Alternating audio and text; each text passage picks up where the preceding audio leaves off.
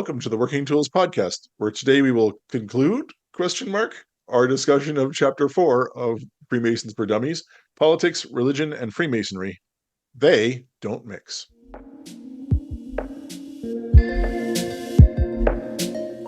Ladies and gentlemen, brethren all, welcome to the Working Tools podcast, a casual conversation around Freemasonry. First, it's important to note that our thoughts and opinions are our own and do not reflect those of our Grand Lodge or respective craft or concordant bodies. Please connect with us and ask questions via our website at theworkingtoolspodcast.com.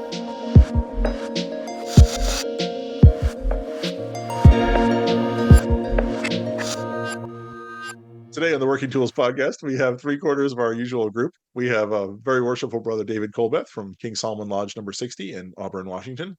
Brother Craig Graham from Kalmalka Lodge in number 160 in Vernon, British Columbia. And I'm Matt Appel with Mill Creek number 243 here in lovely Mount Lake Terrace, Washington, although I'm not there at the moment, but that's besides the point. So we may today finish our conversation about Chapter 4 of Freemasons for Dummies. We sort of left off with the end of the French Revolution and did we discuss the Illuminati? I don't think we ever got to the Illuminati, and then moving on from the French Revolution. So the Illuminati, from what I understand, was a group that was actually founded sort of to be a part of Masonry, but somehow gets credited with being controlling Masonry, and I just, other than making a good card game that I used to play in the 80s, the Steve Jackson card game. Anybody play that? Heard of it, but yeah. It was a lot of fun. Anyway, do you guys know much about that? Is that something that you've come across in your research? Nice. Research, what's that? Yeah. Research. My casual reading on arcane subjects. I know the founder was Adam Weishaupt, I believe, and it was in Germany, and we're talking in the 18th century, I believe, is when it all came together. The Illuminati is one of those things that I'm sure that it is what it was, but history has turned it into a whole lot of other interesting things, to the point now where it still comes up as a isn't it that people in Hollywood are thought to be members of the Illuminati now, and that's into all sorts of nefarious business. It's certainly got the Freemasons beat for things that it's into and controls. Yeah, it's one of those things. Again, it's like the lies in the Taxel hoax or the Protocols of the Elders of Zion. That is kind of bizarre. There's a nugget of truth in there somewhere, maybe, but it's kind of bizarre. And I guess they were founded, from what I understand, not a scholar, to spread more democratic ideals in parts of the world where such things were not very popular at the time. And that's how they got sort of a reputation as being rabble rousers and people who were against the status quo. And then having that, therefore they were painted as bad guys by the people in power. And so that sort of continued on from there, that it was a conspiracy against the government kind of thing. I think I think the only real connection it had with Freemasonry, if it did, and I mean this is going back to a time when Freemasonry was significantly smaller and less organized than it is now, is that perhaps quite a number of members of the who became members of the Illuminati, and I don't think the organization was ever that large, would happen to be Freemasons as well, just because people that are apt to join one organization are apt to join another. I mean, just look at us. We go from Blue Lodge to York Rite to Scottish Rite to all sorts of interesting things out there, the Shrine and the Grotto. And I sometimes wonder if the same sort of relationship in a looser sense existed amongst those various orders. I kind of liken it to the enlightened version of the Oddfellows, or the odd, right? Yeah, the Oddfellows. Yeah. The Oddfellows, as people say, this was a poor man's version of Freemasonry or something like that, right? And not as thought provoking of an organization. I think it's just more of a social club really than anything. I don't know that much about Oddfellows. I shouldn't probably to coin Matt's phrase. I'm not a scholar. I don't. But it did seem like the ridge, at least according to what Hodap writes here, is that they did have good intentions. They wanted to have mutual aid and philosophical discussions and careful advice and that kind of stuff. And that he says that they took a lot of the ideals from Freemasonry. At least he stole some of the ideals. But like I said, there's a lot of organizations that borrowed ideals from Masonry, and or there was places that Masonry borrowed ideals from too. So it's none of these things are always unique or uh, specific to one organization. Yeah, Masonry has certainly accreted into itself a lot of different philosophies and a lot of different thoughts that, yeah, did not originate with us, but we'll take them. Mhm.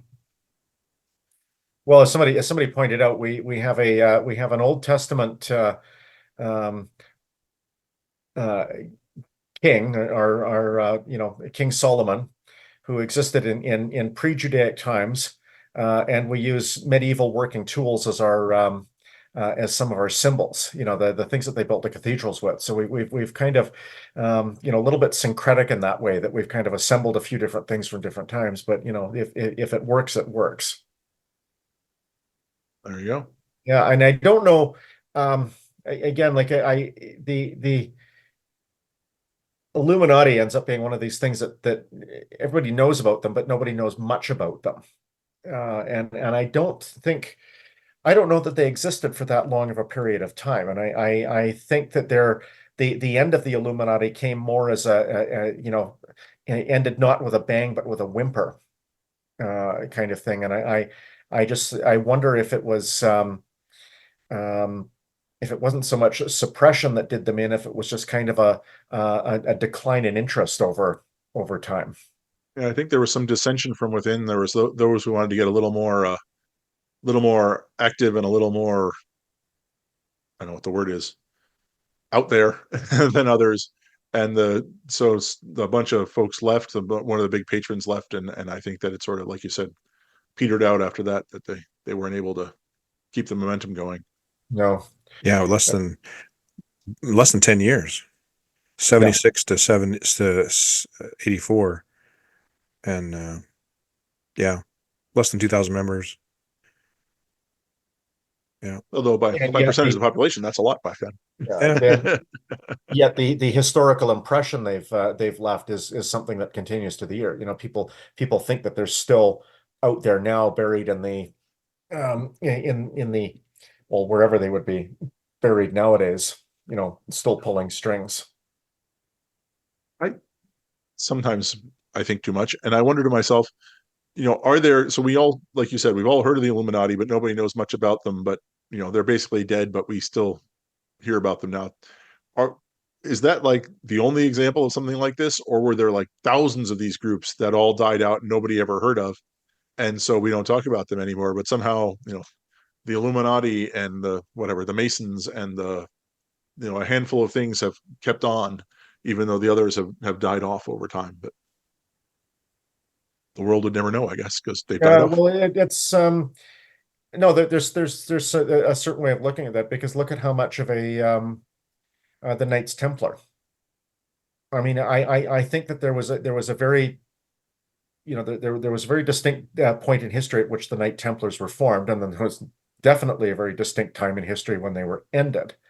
But from that end, or from the point at which they cease to be a functioning order, there's all sorts of very interesting beliefs about, did small pockets of them move on and eventually form themselves into what became the Masonic fraternity despite this gap of several hundred years at a time when people didn't travel much and communication wasn't good between regions, yet somehow did the echo of one organization end up becoming part of the material of another one.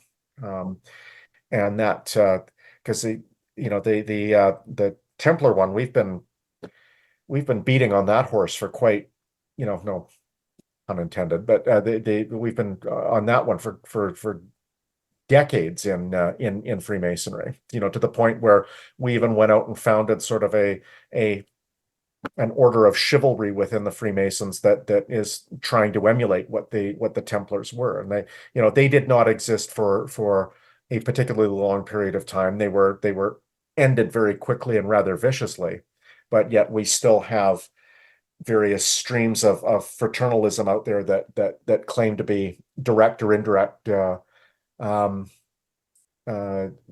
children of the original order. I'm pretty sure I saw in a movie that the Templar treasure is under a building in Manhattan. Is It's that a where you need documentary, I think. and you need that particular set of glasses with the lenses and a copy of either the U.S. the U.S. Constitution or the Declaration of Independence, and it will show you exactly where it is, right? Exactly. Yep. Yeah. Just the other day, I was looking at it with my Illuminati buddies, and we figured out where the. That's Are why. your dues paid up? Yeah. Oh, they are now. That's why I joined Masonry. Was it the movie? There's the different bubbles of membership, right? After the wars, of course, and after certain things that happen, and there's definitely a national treasure bump in 2000 between 2007 and 2008. If you go back and look at your membership numbers, Zane actually has done Zane McCune, who's been on the show before. He's done some analysis on that. There's definitely a bump, at least in the United States anyway. There's definitely a bump as part of that. And I would have to say that, yeah, I joined in 2008. And it wasn't necessarily that I watched the movie and said, oh my gosh, I want to be a Mason. But it certainly maybe started the kindle the fire, kindle an interest of, if you will, about it. And then I already knew, I didn't remember or didn't pay attention that my family or member, I had uncles and stuff that were part of things. And, but then start asking questions. And that's really what it's all about, right? Whenever that's what we hope a man will do, is at some point something will spark him to move to want to know more. Well, So wasn't that there's all the around the same time? I mean, because that was, you said 2008, right? When I joined, but 2006, I think, is when the movie came out. Movie came out, and then when had Dan Brown started writing all of his novels? He started writing in the late 90s, didn't he? I don't know. So I'm something thinking like that. that's the think he Da might. Vinci Code, and then one of his Langdon novels was specifically about Freemasonry. Yeah, I think Uh, Zane may actually call it the Dan Brown effect and not National Treasure effect. yeah, But it is all kind of right in that. Da Vinci Code came out in 2003, and National Treasure came out in 2004. So, And then there was a sequel in six, I think, right? I think the yeah, there've sequel. been the Lost Symbol, and Yeah, yeah, yeah.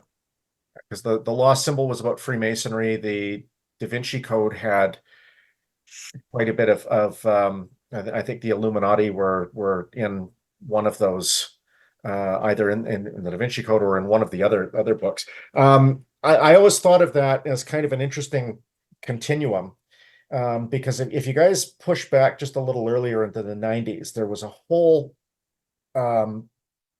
sequence of books that came out in the 90s that started really theorizing about where it had came up with interesting theories. Some of them were written by Masons and some of them were written by non-Masons. I'm thinking of the Hiram Key was one of them. And Knight and Lomas, I think, were the two authors that wrote that book that hypothesized about they seem to be able to trace a line of Masonic connections all the way back to a particular Egyptian pharaoh. And it was just an interesting time in the 90s when a lot of literature came out about where the possible origins of Freemasonry came from, and the Templars and the Illuminati both played heavily into some of those writings. yeah. I remember reading some of those books right after I was made a Mason, and yeah, going, this is really cool. There's no way this is true, but it's whatever. Some of the connections I remember being really tenuous. There was a guy whose name was Watts the Tyler, and therefore he was a Mason, and that was where the lodge was at wherever, and because there's a guy named Watt the Tyler, and you're like, or it could just be his name, maybe he put down tiles. I don't know. It was how there's some of the connections were a little thin. But yeah, no, it was entertaining though. That was for sure. And I think if you go back even further, a lot of this sort of interest in that where did we come from was that book that was published, I think it was in the 80s, Holy Blood, Holy Grail by Michael Bajent and I forget the other author's name. And over the years, there's been re-examination of that book and questions as to the sort of the veracity of one of the author's sources of information. So it's you want to talk about conspiracies and deep connections and things. We've gone from Holy Blood, Holy Grail right through that stream of writing in the 90s, and then we've ended up at some mediocre movies from the mid 2000s. I'm impressed at your ability to recall the authors of those books. I would have to find them, but yeah. Yeah. I own copies of most of them, so I come across them every so often when I get something that when I get a rabbit hole that I'm chasing down. But it's been a long time since I've picked up any of those books. But again, I was initiated in the mid 90s, right when all that stuff was coming up. And of course, anytime we went to Grand Masonic Day or attended any lectures, there was always these questions that came up out of those books. And I can't help but think that a few people that were doing really good research at that time were like, oh God, I wish this would just go away. And then, like I said earlier, it doesn't help when you get inadvertent depictions in movies about things that go on in lodge or don't go on in lodge, and I mean, I can't begrudge people who take an interest in Freemasonry because of what they see. I just have to be. So it's just be careful what you read and be careful what you see. It's not always what it appears to be on the screen there. Yeah, for sure. As long as you don't assume that like you said, that it's accurate necessarily. But if it sparks an interest in learning more, or knowing more, or understanding, I think it can be a potential for that. Mm-hmm. Somebody could be a scholar, if you will, or wanting to know these kind of things and learning, but never connecting them to something, a system of morality, if you will, or just what Masons, how we portray things. So as long as it doesn't cause you to start digging holes in graveyards or at the northwest corners of northeast corners of old buildings in the middle of the night, because you figure that's the signs have told you that's where the treasure's going to be. Or stealing the Constitution and the Declaration of Independence. Yeah. Not that we've ever tried that. Speaking of not knowing what goes on in lodges, but having an opinion about it, there have been several dictators through time. I look at that transition. Who have, as we said in our last episode, we talked about specifically in Russia and earlier with the French Revolution. But in World War II, that was certainly a thing too, where the Mussolini and Hitler and there were entire museums. They would turn Masonic buildings into museums of look at the terrible things that they're doing behind closed doors, and it is amazing what people will do to make a completely spurious point. I think the National Socialists generally viewed Freemasonry as part of their larger view of the Jewish conspiracy, did they not? I think so. Yeah. Yeah, it was interesting to read one of the paragraphs from this the Freemasonry and the Worldview organization and policies that they had, promoting what Freemasonry is about, stating it quite truthfully as if it was something bad. And what up comes, Freemasonry proudly stands guilty as charged. The general association of mankind without distinction of races, peoples, religions, social and political convictions. Yeah. How dare they? And it's funny how, just a few pages ago, there was the Islamic list of things about Freemasonry that they say that we do or are, which are completely false. And people wanted to believe that. And then on this page, they're saying something that's completely true and wanting to believe that's wrong. So it's funny the contradictory there. but we also now live in a time when skepticism is kind of the Yeah. norm, but it's not a skepticism based in a rational examination and something. It's that we're all skeptics based on bad information received from very available sources. We start layering the conspiracies on one on top of the other, and we're all guilty of this to some point or another. But you watch the any sort of media, and you're like, oh no, that can't be quite true, like the way they're saying it, and that just sort of everything just bends away from there. I don't know who told you to say that, but they were.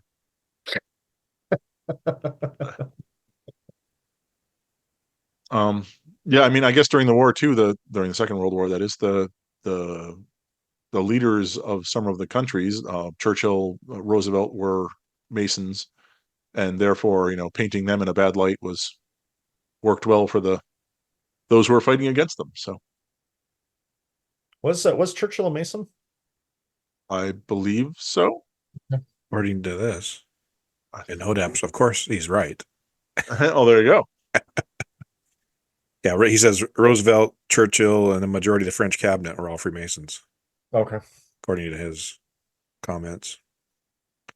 Yeah, I'd forgotten that FDR was. I know that I think certain Teddy Roosevelt was a Mason. According to the UGLE website, he was a Mason. Okay.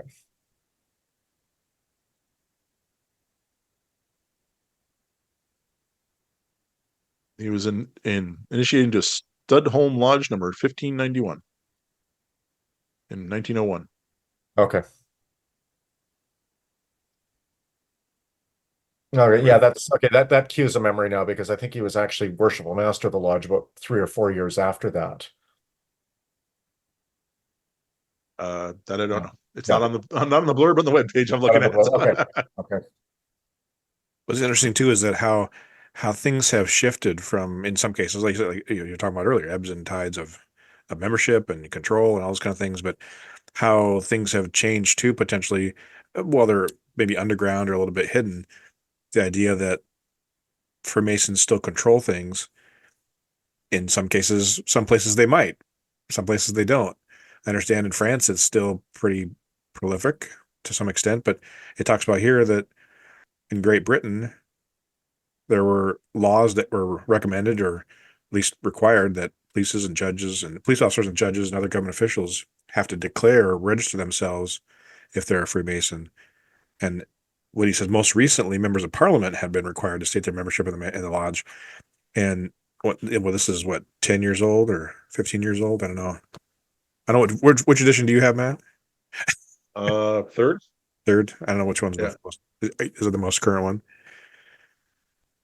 I just was, curious to wonder when is it most recently, how long ago that was. If that was 10 or 15 years ago, then it's not so recent anymore, but Yeah, I don't know. I know the lost my brain. In Britain, in England, they've had various commissions over the years studying Freemasonry and where how many judges are members and how many policemen are members and things like that. But it's interesting that laws come up like that. I mean, in most Western jurisdictions, we have declining membership, and yet there's still a worry that there's the influence there. And it's like, right. well, the membership is getting smaller, it's getting older. I don't know what people think that we're in control of, but I doubt. And my own thoughts on this is we were never in control of anything other than our own affairs internally. But that's not an easy sell in an age where nobody believes anything.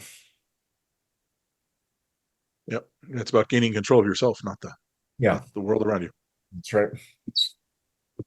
And in And many my cases, understanding is, speaking of the fallout from wars, that in Europe, a lot of places in Europe and Germany and that sort of stuff, that it's still not like they don't wear rings and they don't have bumper stickers and that sort of stuff. It's still much more behind closed doors than it is here. Mhm. Well, And thinking about, you think about just a couple of the stories that came up when you guys did those interviews at the Conference of Grand Masters of North America, the one in particular that Dave was quite moved by, where, for years the son did not know his father was a member of the organization. Yep. That's quite an interesting thing to happen in a family. It's like, well, where was dad going every so often, in a suit in the evening? But it was, that obviously it just was never a topic of discussion at all in the house. Yeah, I think, I think my son's figured it out. Okay. and I think in his case too, it was even more subtle because his dad was very involved in the community and in organizations and other things, and maybe political is not the right word for it, but very involved, very community oriented, and so he was. It wasn't unlike him to be going out to a evening event, community Mhm. based or whatever, and so he didn't connect that there was so whereas I hear the same stories. You're talking about how, well, yeah, dad and grandpa or dad and uncle we worked on the farm, and every Thursday they got dressed up in their suit and went off to town. We never knew why. That's a different, in my opinion, very different idea than than he was talking about, but where it was much more common for his dad to be gone or doing things, and wasn't necessarily different for him to be dressing in a suit. So No, that's it right. was even more subtle. That was the really unique part about it, and uh, again, a little bit sad, but it was also they had to hide it because of the history. Yeah. So then the chapter concludes with a series of stories of masonry in wartime, um, from the American Revolution straight through to World War II again. Did any of those stick with you, David? I know you were talking earlier about the McKinley story. Yeah, it was interesting because I hadn't heard it before, of course, and didn't know of President McKinley's how he became a Mason, and it was interesting. The middle of the story and how he first kind of learned of Freemasonry was that when he was watching an interaction between a Union doctor, I think it was a major, if I remember correctly, and he was stationed at an Army hospital, so he's watching the interaction between one of the doctors and many of the wounded soldiers, and maybe probably un wasn't uncommon for him to be interacting with a doctor with the soldiers or the whatever, but some of them he noticed he would spend more time with them and even gave him money, and so he asked him later, and he said, "Well, they're brother Masons," and so he that sparked an interest, another key, and so just a few weeks after the war ended, then he sought out a local lodge and petitioned, and then became a Mason there, of course, and then went on to political aspirations and became uh, congressman and governor and then president eventually. So you never know what's going to spark an interest. Mhm. So I always wonder about stories like this, and I'm so if a how to phrase this, if a brother Mason called me in the middle of the night and said, "My I have a whatever two flat tires and I'm stuck on the side of the road. Can you come help me?" I would go help him, right? If you are a doctor in a hospital and there's 100 guys who need your assistance, is giving three of them more assistance because they're Masons the right thing to do? Or should you be helping all of them as best you can? I I I don't know. It's one of those things I wonder about. Is Hmm. I would or maybe I'm the say weirdo. no. I understand what you're saying. I think though in the early 1900s that might have been a little different time as well, and so society's changed a little bit, and maybe there weren't hundreds, or maybe there was 20 guys or something, and I guess it wasn't the way it was described anyway. It wasn't that he financed their college degree or anything or paid for their new car or whatever. It's just maybe gave them a few bucks to get by or whatever mightn't be necessarily, but he spent a little more time with them. And Yeah. if you were in any field, if you had some connection with somebody and you found that you had a connection with them, and some you would probably spend more time talking with them or working with them or whatever. I think Yeah, it's it's true. If you were like whatever a contractor and you found out that one of your masons was a mason, that you might spend more time talking with that guy than you would the next guy over. Yeah, I can see that. Yeah. I would also have to think too that in the context of a field hospital during the Civil War, the doctor would realize that most of the people that were probably in there wouldn't be surviving. yeah. So you would maybe have a little bit of compassion and empathy for people, particularly that were brothers of yours, given the fact that, you just, if you were, um, because I think the vast majority of wounds suffered by soldiers in wars up until the First and Second World Wars, even up until the Second World War, perhaps, were not so much in battle or I'm saying it the wrong way. You didn't survive the injuries with the same rate that you did starting about the middle part of the 20th century. If you were, if you, Infection. Yep. yeah, Yeah. yeah, infection, sickness, disease, it even bad food, it killed so many of them. And however you ended up in that field hospital, chances were probably better than not that you were just there to be comforted while you passed from the earth, kind of thing. Yeah. And the last story too about, I don't know if you read that last one, but there was a sergeant in infantry, and they were kind of surveying, if you will, some wreckage of some battlefield where there were some German tanks and whatnot had been burned, and they're looking through, and they saw one body that was badly burned, and it was kind of hanging out of a tank. But they noticed as they were walking through, the chaplain was with them, and they noticed that hand had a Masonic ring on it, and they knew that if obviously he couldn't have worn that ring in Germany because he would have been killed.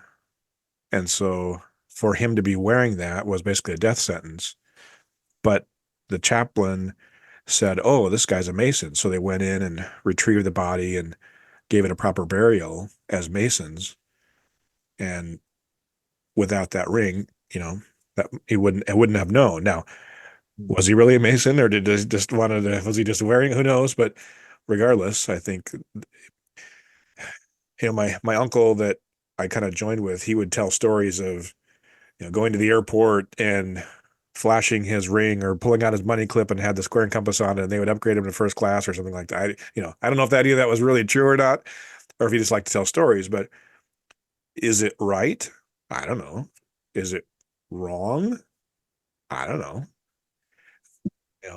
It is, yeah, no, again, I think if you knew somebody, regardless of their association with Freemasonry, you might provide them additional service. If you knew somebody, if you saw a friend across the room and needed help, and you saw another person across the room that needed help, and you had to make a decision, you probably would choose the familiar person. And there's, especially when it comes to funeral services, but I think we spend sometimes too much time when it comes to other things too, in masonry, trying to discern, is this person a real mason, or are they a, whatever, are they a mason who our lodge would talk to, or whatever? And you know what, there's a funeral we performed, so technically he was a, whatever, a clandestine mason or whatever, or he was a, he went NPD a few years ago or whatever. There's a funeral to be performed, there's a family to be consoled. Let's just go out and do the right thing, and never mind this Yeah. work foolishness. Be Masonic. Exactly. See, On that note, I think we finally made it. Woo! and I was going to say the only time I've ever been bumped up to first class was because I had a wedding dress in my arms.